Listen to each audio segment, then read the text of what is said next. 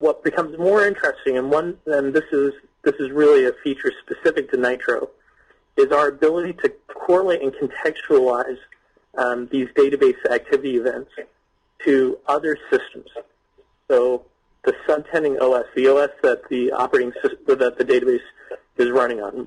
In this case, it would be a Windows server environment. You know, for Oracle, it might be Red Hat Linux. MySQL, it could be anything. You know, we can take those underlying OS events and now bring context for. Did I see any unusual behavior occurring at the same time or similar time to this alert at the OS level?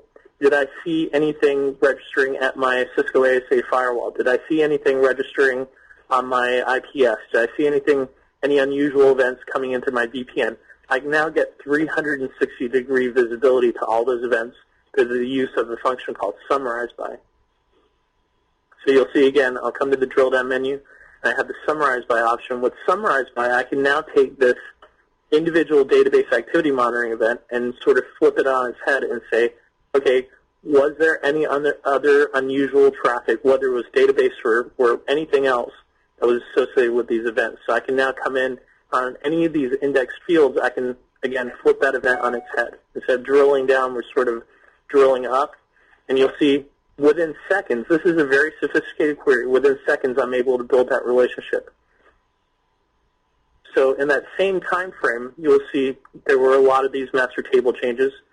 I've done a lot of table creates. I see a lot of failed transactions. Again, a failed transaction by itself is not a big deal, but 3,227 failed transactions is certainly a bigger concern to me.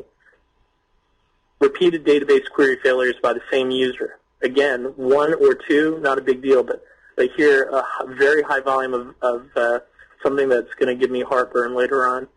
SQL injection attack. No matter how you slice it, this is probably not good behavior. But you're able to see how we can take one database event and very quickly tie it together with all these other unusual events from multiple sources. And it looks like this user has been mostly busy on the database. But again, multiple failed login, Windows failed login attempts from one source. That correlation capability is only because Nitro is able to see the entire playing field, the entire battlefield, and bring in those events, normalize those events, and compare those events, and that's really our major strength. Excuse me.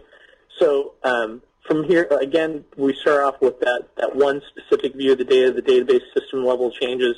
You know, I can flip this to database user summary. So if I want to see, you know, who've been my most active users in that database infrastructure, you know, SA has been the most busy. You know, I can come down and audit and find out what those individual users have been doing in my environment.